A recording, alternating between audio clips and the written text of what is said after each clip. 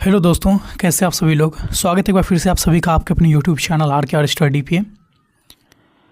आज के इस यूट्यूब चैनल आर स्टडी के माध्यम से आप सीटेट प्रीवियस ईयर के कुछ क्वेश्चन जो आपके 29 जनवरी 2012 को हुए सीटेट के एग्ज़ाम में पूछे गए थे, सब्जेक्ट है आपका सीडीपी, इसके प्रीवियस ईयर के सारे ऑफिशियल क्वेश्चन को करने वाले हैं।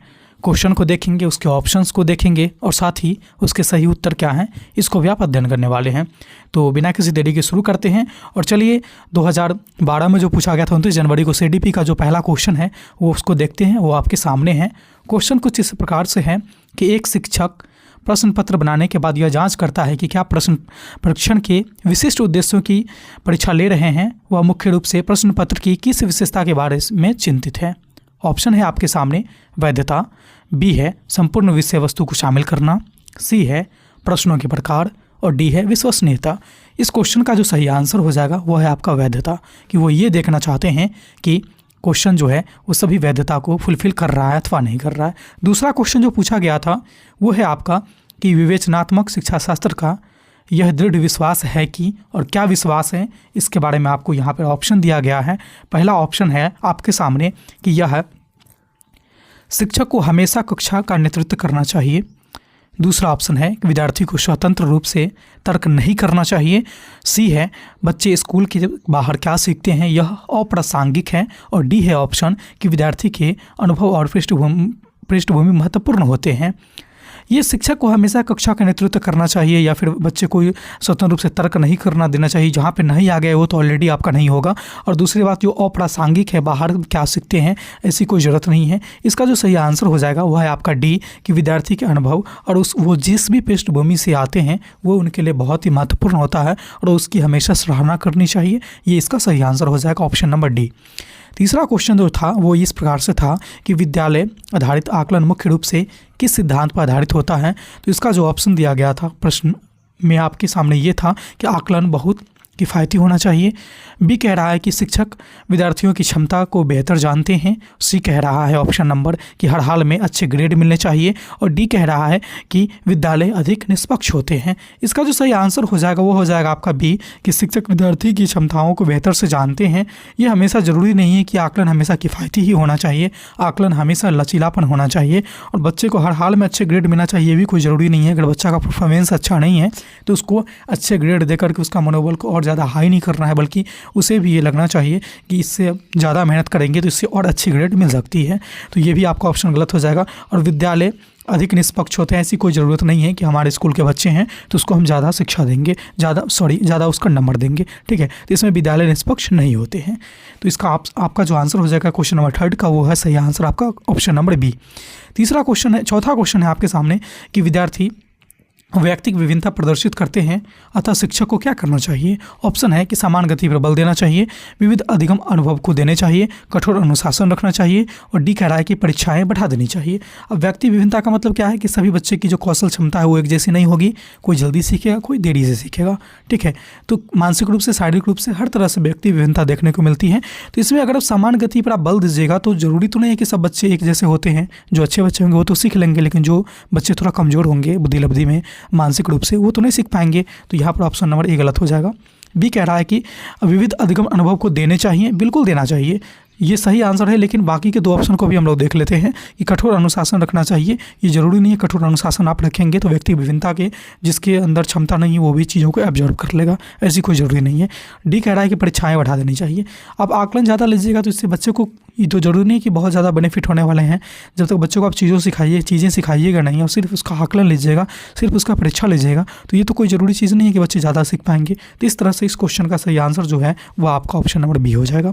5वां क्वेश्चन है कि वाइगोत्स्की बच्चों के सीखने में किस कारक पर बल देते हैं। ऑप्शन है आपका सामाजिक, अनुवांशिक, नैतिक और शारीरिक। आप सभी को पता है कि वाइगोत्स्की का जो था वो सामाजिक से जुड़े हुए सिद्धांत दिए थे, इसीलिए इसका जो सही आंसर हो जाएगा ऑप्शन नंबर ए सामाजिक। 6ठा क्वेश्चन है जो आपके सीटेट के एग्जाम 29 जनवरी 2012 को पूछा गया था। वो क्वेश्चन कुछ इस प्रकार से है कि विभिन्न अधिगम शैलियों के लिए वैकल्पिक कार्यों का प्रयोग किस सिद्धांत से जुड़ा हुआ है। ऑप्शन है पियाजे, दूसरा है कोहलबर्ग, तीसरा है गार्डनर, चौथा है लेवागोव्स्की। इसका जो सही आंसर हो जाएगा गार्डनर हो जाएगा, क्योंकि गार्डनर साहब ये बताए थे कि अधिगम शैलियों के लिए वैकल्पिक कार्यों का करना बहुत जरूरी है। इस पर उन्होंने कुछ सिद्धांत भी दिए थे एक प्रयोग के आधार पे। ठीक है, वही क्वेश्चन यहाँ पर डायरेक्ट आपके सिद्धांत से पूछा जा चुका है।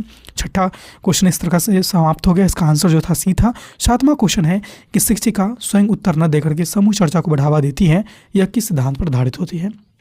क्या करती है कि एक शिक्षिका है वो डायरेक्टली आंसर नहीं दे रही है, उससे बच्चों से आंसर निकलवाने की कोशिश कर रही है समूह कार्य के माध्यम से। तो ये किस प्रकार के सिद्धांत पर आधारित है? तो पहला है सक्रिय भागीदारी, बी है सामग्री संगठन, सी है आदर्श प्रस्तुत करना और डी है अधिगम तत्परता। यानी कि स्वाभाविक सी बात है कि जब बच्चे समूह चर्चा में संलिप्त रहेंगे, बच्चे से करवाया जाएगा, तो बच्चे क्या होगा कि यहाँ पर सक्रिय भागीदारी में आ जाएंगे, और सक्रिय भागीदारी में आ जाएंगे यानी कि वो अपने से खुद से करके देखेंगे। हस्तपरक शिक्षा इसी को बोलते हैं, बाल केंद्रित शिक्षा भी इसी को बोलते हैं। तो कहने का मतलब ये हो गया कि इस क्वेश्चन का जो सही आंसर है वो पहला आंसर ही जाने वाला है, ऑप्शन नंबर ए। आठवां क्वेश्चन है कि शिक्षक से संबंधित अधिगम को प्रभावित करने वाला कारक कौन है? ऑप्शन नंबर है कि विषय वस्तु में प्रवाहता, बी कह रहा है कि बैठने की व्यवस्था, सी कह रहा है कि संसाधन की उपलब्धता और डी कह रहा है कि विषय की प्रकृति। इसका जो सही आंसर हो जाएगा वो है आपका कि विषय वस्तु में प्रवाहता। देखिए यहाँ पर जो क्वेश्चन में शिक्षक है, मेरे समझ से ये शिक्षक नहीं शिक्षण होगा। ठीक है, हो सकता है यहाँ पर मिसटाइप हो गया होगा, तो ये शिक्षण है। समझे कि शिक्षण से संबंधित अधिगम को प्रभावित करने वाला कारण क्या है? तो वो हो जाएगा आपका कि विषय वस्तु में प्रवाहता। ठीक है, इसका सही आंसर। नौवां क्वेश्चन है आपके कि प्रतियोगिता में केवल लड़कियों को ही वरीयता देना क्या दर्शाता है? अब आप ही बताइए कि कोई चीज़ में केवल आप लड़के को बड़ाई करते हैं या उसकी वरीयता देते हैं, या किसी चीज़ में लड़कियों को देते हैं, तो आप सीधा एक ही बात याद रखिएगा, ये रूढ़िवादिता की तरफ जा रहा है। कैसी रूढ़िवादिता? तो लैंगिक रूढ़िवादिता, या फिर कह सकते हैं पूर्वाग्रह, कि प्राचीन समय से सुने आ रहे हैं कि लड़के तेज होते हैं, लड़कियां उतने तेज नहीं होती है, लड़के मजबूत होते हैं, लड़कियां कमजोर होती है। तो ये सारी क्या है? ये सारी की सारी चीज़ आपके लैंगिक पूर्वाग्रह की ओर इशारा करती है। लैंगिक पूर्वाग्रह क्या होती है? ये सारे के सारे टॉपिक मैंने यूट्यूब पर ऑलरेडी पढ़ा चुका है। आप सर्च कीजिएगा लैंगिक पूर्वाग्रह क्या है, और साथ में RKR स्टडी लगा दीजिएगा चैनल का नाम, तो आपके मेरे सामने मेरे वीडियो निकल के आ जाएंगे, वहाँ सब चीज़ों को अच्छे से समझ सकते हैं। ठीक है, तो ये थी आपके 9वां क्वेश्चन। 10वां क्वेश्चन है आपके सामने, वो है कि बीजों के अंकुरन सिखाने की सबसे प्रभाव विधि क्या है? ऑप्शन नंबर है कि व्याख्या, बी कह रहा है कि बीज बोकर अवलोकन, सी कह रहा है कि चित्र बनाना और डी कह रहा है कि चार्ट। ठीक है, तो इसमें क्या है कि पहले आप बच्चों को बीज बो करके दिखाइए, फिर उसका अवलोकन करने को बोलिए, क्रम दर समय दर वो चीज़ों को अवलोकन करेगा, देखेगा कि बीजे में कैसे विकास हो रही है, कैसे पंखुड़ी कैसे पत्ते निकल रहे हैं, कैसे तना निकल रहे हैं, कैसे लीफ आ रही है, कैसे क्या आ रही है। तो इससे बच्चे ज़्यादा सीखेंगे क्योंकि वो उसमें संलिप्त है। ठीक है, इसलिए इसका सही आंसर चला जाएगा आपका ऑप्शन नंबर बी। 11वां क्वेश्चन है कि जब बच्चा फेल होता है इसका अर्थ क्या है? अगर कोई बच्चा फेल हो जाता है इसका अर्थ क्या है? सिंपल सी बात है कि अगर एक स्कूल में 100 बच्चे हैं और 100 में से अगर 90 या फिर 100 बच्चे फेल हो जाते हैं, टोटल का टोटल फेल हो गए, तो कहीं ना कहीं पूरा व्यवस्था ही फेल है। कहीं ना कहीं क्या है कि पूरा व्यवस्था ही फेल है। ये ज़रूरी तो नहीं है कि 100 में से 10 ही बच्चा इंटेलिजेंट होगा या फिर 90 के 90 बेवकूफ़ ही होंगे। नहीं, अगर 90 बच्चे फेल कर जाते हैं, 10 ही पास करते हैं, तो आपकी व्यवस्था फेल है।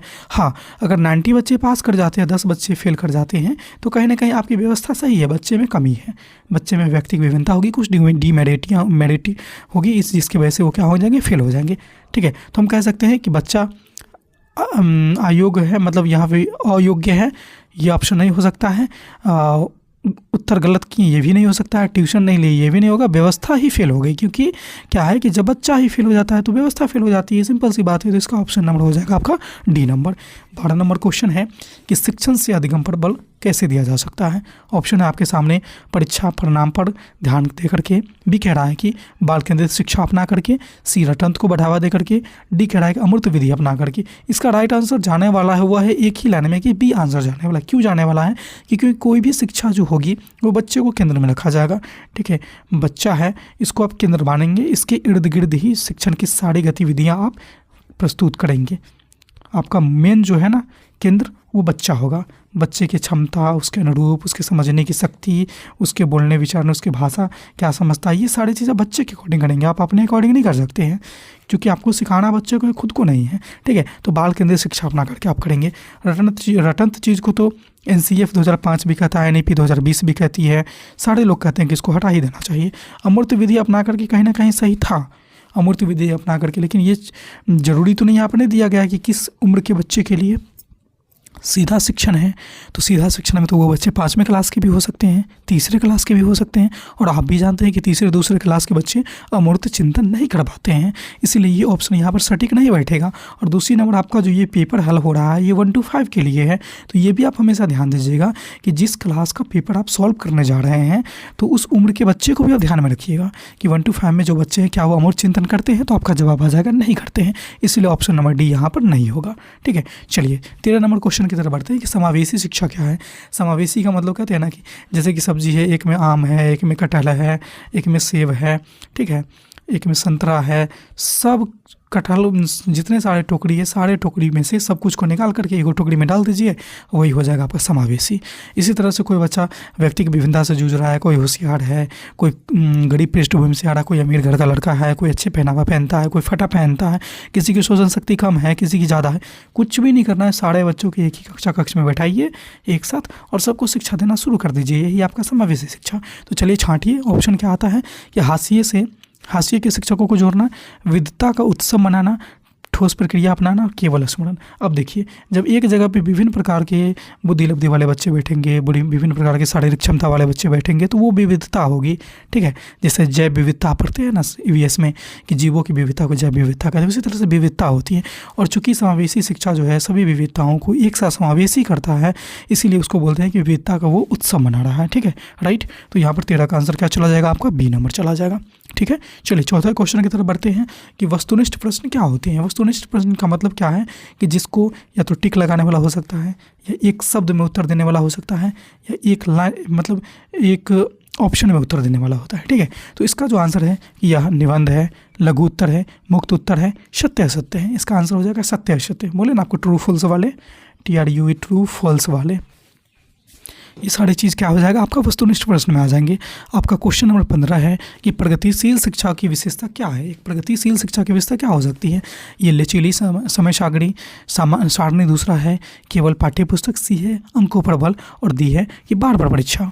ठीक है, एक प्रगतिशील शिक्षा की व्यवस्था ये हो सकती है कि उसका जो समय सारणी है वो लचीली होना चाहिए, परीक्षा का जो तरीका है वो भी लचीला होना चाहिए, पढ़ाई का तरीका है वो भी लचीला होना चाहिए, कि समय के लचीला करने का मतलब कि समय के साथ उसमें बदलाव किया जा सके बिना किसी हिचक का, बिना किसी विशेष परेशानी का। ठीक है, तो 15 का सही आंसर चला जाएगा ए नंबर।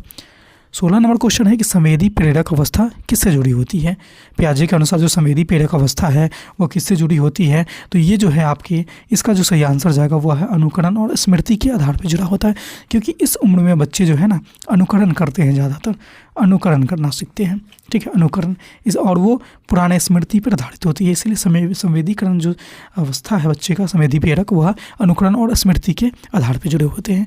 17वां क्वेश्चन है कि कोहल वर्ग के अनुसार नैतिक विकास कैसे होता है। तो कोहल वर्ग के अनुसार जो नैतिक विकास होता है, ऑप्शन है आपके सामने, कठोर निर्देश दे करके, धार्मिक शिक्षा दे करके, नियम बना करके और नैतिक विचार के अनुसार। तो कोहल वर्ग का एक ही सिद्धांत था कि कोहल वर्ग का जो था वो न था नैतिक विकास के सिद्धांत के आधार पर। तो जब भी आप मनोवैज्ञानिक के बारे में क्वेश्चन पूछा जाएगा तो ये ध्यान में रखिएगा वो जो सिद्धांत दिए हैं वो किस पे आधारित दिए हैं। जैसे जीन पियाजे दिए हैं संज्ञानात्मक, ठीक है, संज्ञान से आधारित। कोहल वर्ग दिए हैं सामाजिक और नैतिक। ठीक है, सामाजिक और नैतिक। ठीक है, तो इस तरह से जब भी सामाजिक नैतिक की चर्चा होगी, संज्ञान की चर्चा होगी, तो आप इस तरह से आप मनोविज्ञान के आधार पे जो वैज्ञानिक हैं उनका आप यहाँ पे चयन कर सकते हैं और इसको याद रखेंगे, आपको क्वेश्चन सॉल्व करने में बहुत आसानी होगी। 18 नंबर क्वेश्चन है कि सहयोगात्मक अंतःक्रिया का लाभ क्या है। ऑप्शन है कि शिक्षक नियंत्रण, एक दूसरे को सिखाना, सी है पाठ्यक्रम जल्दी, और डी कह रहा है आपका कि केवल सामाजिक कौशल। इसका सही आंसर हो जाएगा कि एक दूसरे को सिखाना। देखिए क्वेश्चन में ही छुपा हुआ है कि सहयोगात्मक यानी सहयोग करना। सहयोग किसको करेंगे आप, एक दूसरे को करते हैं। अंतःक्रिया यानी आपस में क्रिया, अंतःक्रिया का मतलब क्या हो गया कि आपस में क्रिया, तो सहयोग भी करेंगे, आपस में क्रिया भी करेंगे, तो किससे, तो एक दूसरे से, तो यानी एक दूसरे को सिखाना, ये इसका आंसर हो जाएगा। 19 नंबर क्वेश्चन है कि नए बच्चे के लिए शिक्षक को क्या करना चाहिए। जब कोई बच्चा नया आता है क्लास में तो स्कूल में, तो उसके लिए शिक्षक को क्या करना चाहिए। ए है कि प्रवेश परीक्षा लेना चाहिए, बी है कि विशेष विद्यालय भेज देना चाहिए, सी है कि अलग रख देना चाहिए, और डी कह रहा है कि माता पिता से चर्चा करना चाहिए। देखिए सबसे पहली बात है ना कि उसके माता पिता से चर्चा करिए, उसके हाव भाव के बारे में, उसके विचार के बारे में, चूँकि आप उस बच्चे से अभी तक अपरिचित हैं, आपके स्कूल में पहली बार आ रहा है, पहली बार उस बच्चे को देख रहे हैं तो उसके हाव भाव कैसे हैं, उसके विचार कैसे हैं, उसके व्यक्ति की विभिन्नता क्या है, डिसेबिलिटी भी तो नहीं है। ये सारी चीज़ जानने की आपको कहाँ से मिलेगी? तो उसके गार्जियन से मिलेगी। गार्जियन कौन हो सकते हैं? माता पिता हो सकते हैं या उसके अन्य कोई हो सकते हैं जो उनको साथ में लेकर के आए हैं। तो पहले आप उससे चर्चा करेंगे। जब भी कोई बच्चा नया आता है आपके स्कूल में तो उसके गार्जियन से चर्चा करिए, उसके हाव भाव के बारे में, उसके व्यवहार विचार के बारे में जानिए। ठीक है, तो ये था आपका 19 नंबर क्वेश्चन। इसका ऑप्शन आपका डी सही आंसर हो जाएगा। चलते हैं 20 नंबर क्वेश्चन की तरफ। 20 नंबर क्वेश्चन कह रहा है कि शिक्षार्थी की त्रुटियां क्या संकेत करती है? एक शिक्षार्थी की त्रुटियां क्या संकेत करती है? ऑप्शन ए है कि सामाजिक स्तर, बी कह रहा है कि सीखने के तरीके, सी कह रहा है कि अभ्यास की कमी और डी कह रहा है कि अधिगम की अनुपस्थिति। तो एक शिक्षार्थी जब त्रुटि करता है तो गलतियां तभी होती है जब हम कुछ नया करने का कोशिश करते हैं। गिरता वही है जो चलने का कोशिश करता है। आपने सुना होगा, गिरता वही है जो चलने की कोशिश करता है। जो चला ही नहीं वो गिरेगा क्या? परीक्षा में फेल वही होगा ना जो परीक्षा देगा। फेल कौन होता है? जो परीक्षा देने के लिए जाएगा वो ही फेल होगा। जो परीक्षा दिया ही नहीं कभी जीवन में वो फेल कैसे हो जाएगा? इसी तरह से गलती वही कर सकता है ना जो कुछ सीखने की ट्राई करता है। जो कुछ सीखा ही नहीं कभी वो गलती क्या करेगा? उसके पास तो कुछ है ही नहीं, ट्राई ही नहीं किया। इसलिए सीखने के तरीका है। जो बच्चे करते हैं ना पढ़ाई के दौरान गलती, वो एक सीखने का तरीका है। इसलिए ऑप्शन नंबर 20 का राइट आंसर होगा। 21 नंबर क्वेश्चन है कि समस्या समाधान का पहला चरण क्या होता है? समस्या समाधान की पहला चरण होती है समस्या की पहचान करना। जैसे बीमारी आपके सामने आ गई तो बीमारी का पहला चरण क्या होता है? उसकी इलाज करने से पहले। समस्या का मतलब समझिए बीमारी और समाधान का मतलब समझिए इलाज। तो सिंपल सी बात है ना कि जब बीमारी आ गई तो आप क्या करते हैं? पहले जानते हैं कि हमको फीवर है, कि सर्दी है, कि चोट लगा हुआ है, कि क्या है, कि सर दर्द कर रहा है, कि और कोई बीमारी है। तो पहले क्या करते हैं? आप समस्या क्या है उसका पता करते हैं, उसके बाद समाधान करेंगे ना। ऐसा तो नहीं है कि आपको सर्दी और खा लीजिएगा आप फीवर वाला बीमारी टैबलेट, नहीं ना है। आपको रहेगा फीवर, आप खा लीजिएगा मलेरिया वाला टैबलेट, ऐसा तो नहीं होगा ना। तो इसके लिए आपको जानकारी होनी चाहिए ना कि आपको फीवर है कि मलेरिया है। इसी तरह से समस्या बच्चे के सामने क्या आ रहा है पहले उसकी पहचान करिए। ये उसके हल करने का पहला चरण होता है। राइट, चलिए 22 नंबर क्वेश्चन। व्यक्तित्व का परिणाम क्या हो सकता है? ये है केवल आनुवंशिकता, केवल पालन पोषण, सी आनुवंशिकता व वातावरण और केवल वातावरण। देखिए आनुवंशिकता में आपके आ जाएंगे जेनेटिक्स, पालन पोषण ये वातावरण के अंतर्गत आता है, समझे। पालन पोषण किसके अंतर्गत आता है? वातावरण के अंतर्गत। और वातावरण के अंतर्गत क्या आ जाएगा? पालन पोषण। तो यहाँ पर कोई भी बच्चे के जो व्यक्तित्व है, उसके बुद्धि विकास, दुनिया जहाँ जितना सारा चीज़ होता है ना, शारीरिक डेवलपमेंट, मानसिक डेवलपमेंट, कुछ भी, उसमें वातावरण और उसकी आनुवंशिकता दोनों की योगदान होती है। इस क्वेश्चन के माध्यम से हमेशा याद रखिएगा, मन में गांठ बना लीजिएगा कि कोई भी बच्चे के विकास के बारे में बोला जाएगा तो उसमें हमेशा आनुवंशिकता और वातावरण दोनों की योगदान होती है। कोई एक के बिना उसका विकास, व्यक्तित्व, हर चीज़ अधूरा रह जाएगा। राइट, तो 22 नंबर क्वेश्चन का सही आंसर क्या चला जाएगा कि ऑप्शन सी, आनुवंशिकता और वातावरण दोनों। 23 नंबर क्वेश्चन है कि व्यक्तिगत ध्यान क्यों आवश्यक है? व्यक्तिगत ध्यान क्यों आवश्यक है? क्योंकि विकास दर भिन्न होती है, समूह बेहतर होता है, समय की बर्बादी होती है, सभी समान सीखते हैं। अब जानते हैं ना कि विकास का क्रम क्या होता है? विकास के दर एकदम भिन्न होता है। क्या होता है? भिन्न होता है, या वर्तुलाकार भी होता है, भिन्न भी होता है। ये सारे के सारे आप विकास के सिद्धांत वाले चैप्टर जो है ना, बाल विकास और उसके सिद्धांत वाले चैप्टर, पहला चैप्टर, उसमें आपने पढ़ चुके हैं। ठीक है, तो इसका ज़्यादा लेट नहीं करेंगे, सीधा इसका राइट आंसर क्या हो जाएगा? विकास दर भिन्न होती है, यानी एक बच्चे का विकास दूसरे बच्चे के विकास से भिन्न होती है। राइट, चलिए 24 नंबर क्वेश्चन कह रहा है कि सीखने का क्षेत्र क्या है? सीखने का क्षेत्र है आपका व्यवहारिक, अनुभविक, भावनात्मक और आध्यात्मिक। तो सीखने का क्षेत्र है वो आपका भावनात्मक, भाव से जुड़ा होता है, इमोशन से जुड़ा होता है, समझे। इमोशन से जुड़ा होता है सीखना। जब तक भाव, जब तक रुचि भी इमोशन ही है, जब तक रुचि नहीं पैदा होगी तब तक बच्चे सीख नहीं सकते हैं। इसीलिए सीखने का क्षेत्र का सही आंसर क्या हो जाएगा? सी, जो है भाव से जुड़ा हुआ। 25 नंबर क्वेश्चन है कि कार्य में उबना क्या दर्शाता है? किसी भी कार्य में आप बार बार उब जा रहे हैं तो सिंपल सी बात है कि उसमें आपकी रुचि नहीं है। क्या कोई भी काम में आप उब रहे हैं तो यानी कि आपको उसमें रुचि नहीं दिख रही है, यानी इसका सही आंसर क्या हो जाएगा कि कार्य यांत्रिक है। यांत्रिक कार्य में जो कार्य मन के मुताबिक होता है तो आप उसमें नहीं उबिएगा। ठीक है। लेकिन जब काम आपके शरीर के मुताबिक हो जाएगा, जिसमें आपका मन काम नहीं करेगा, यांत्रिक हो जाएगा, तब आप उब जाइएगा, ठीक है। इसलिए इसका सही आंसर 25 का क्या हो जाएगा? बी। 26 नंबर क्वेश्चन है कि समाजीकरण का क्या अर्थ है? समाजीकरण यानी एक बच्चा समाज में जाकर के समाज के रीति रिवाजों, उठना बैठना बोलना विचारना, ये सारी चीज़ें जो सीखता है, यानी शिष्टाचार जो सीखता है, जिस परिवेश में वो रहता है, जिस समाज में वो रहता है, उसी को समाजीकरण कहते हैं। तो इसका क्या अर्थ है? नियम मानना, अपने नियम बनाना, बड़ों का सम्मान करना, समाज का अनुकूल यानी समाज के अनुकूल ही खुद को ढालना ही समाजीकरण कहलाता है, राइट। तो इसका सही आंसर क्या हो जाएगा? 26 का डी नंबर। 27 नंबर क्वेश्चन की तरफ बढ़िए कि विकास का सिद्धांत क्या है? तो विकास का सिद्धांत क्या कहता है कि सभी प्रक्रिया और संबंध होती है, विकास का दर समान नहीं है, विकास रेखीय होता है, निरंतर होता है। देखिए विकास की जो दर है वो समान नहीं होती है। अब कुछ लोग सोच रहे हैं कि विकास तो रेखीय है, लेकिन विकास रेखीय नहीं होता। रेखीय का मतलब होता है सीधा लाइन, कि सभी बच्चे में सीधा लाइन होगी। कहने का मतलब कि यहाँ पर मान लीजिए ये 5 साल का बच्चा है, ये भी 5 साल का बच्चा है, यहाँ पर कोई 10 साल का हो जाता है, यहाँ पे 10 साल का हो जाता है। तो ये ज़रूरी तो नहीं है कि इसका बुद्धि 5 साल में जितना है उससे बच्चे का बुद्धि इतना ही रहेगा, किसी का उससे ज़्यादा भी हो सकता है। तो ये समान रेखा को तो प्रदर्शित नहीं कर रहा है, ये वर्तुलाकार कर रहा है, तो इसलिए रेखीय होगा नहीं। और संबंध नहीं होते, सभी विकास का जो चरण होते हैं एक दूसरे से संबंधित होते हैं, तो ये गलत हो जाएगा। निरंतर नहीं होते, विकास निरंतर चलने वाली प्रक्रिया है, जीवन पर्यंत चलती है, आप लोग ये भी जानते होंगे, इसलिए ये ऑप्शन भी गलत हो जाएगा। तो एक ही आंसर सही है, वो है विकास का दर समान नहीं है, सभी बच्चे में विकास का दर अलग अलग होते हैं, राइट। 28 नंबर क्वेश्चन है कि मानव विकास के क्षेत्र हैं कौन कौन से हो सकते हैं? शारीरिक, आध्यात्मिक, संज्ञानात्मक, सामाजिक। शारीरिक, संज्ञानात्मक, संवेगात्मक, सामाजिक। संवेगात्मक, आध्यात्मिक, सामाजिक, मनोवैज्ञानिक, शारीरिक। तो मानव विकास के जो क्षेत्र हैं वह है आपके शारीरिक, संज्ञानात्मक, संवेगात्मक और सामाजिक, ठीक है। इसमें आध्यात्मिक नहीं आते हैं, मनोवैज्ञानिक नहीं आते हैं, समझे। आध्यात्मिक और मनोवैज्ञानिक को छाड़ दीजिए, बाकी के सारे आपके मानव विकास के क्षेत्र होते हैं, राइट। चलिए 29 नंबर क्वेश्चन है कि पूर्व ज्ञान से जोड़कर पोषण सिखाना किस पर आधारित है? ज्ञान के निर्माण पे, शास्त्रीय अनुबंधन पे, पुनर्बलन पे और सक्रिय अनुबंधन पे। तो ये आपके ज्ञान के निर्माण पे, पूर्व ज्ञान से यानी पीछे के जो ज्ञान है बच्चे के अंदर, उसके आधार को जोड़ करके आप नए चीज़ को सिखाना शुरू करते हैं, तो ये आपका हो जाएगा ज्ञान का निर्माण। आप क्या करना चाहते हैं? बच्चों में ज्ञान का निर्माण करना चाहते हैं, ठीक है। तो 29 का सही आंसर क्या हो जाएगा? Option number A. बहुत ही इंपॉर्टेंट क्वेश्चन था आपके 29 जनवरी 2012 को जो पूछा गया है सीटेट के एग्जाम में। सारे के सारे क्वेश्चन आप यही देख रहे हैं। 30वां क्वेश्चन है इसमें कि माँ से अलग होने पर बच्चा क्यों रोता है? यानी माँ से अलग होने पर बच्चा रोता है क्योंकि वियोग दुश्चिंता हो रही है, सामाजिक दुश्चिंता हो रही है, संवेगात्मक दुश्चिंता हो रही है, अजनबी दुश्चिंता हो रही है। एक अक्सर आप देखते होंगे कि एक माँ से जब उसका बच्चा अलग होता है, उसकी गोद से अलग होता है, तो वो रोना शुरू कर देता है।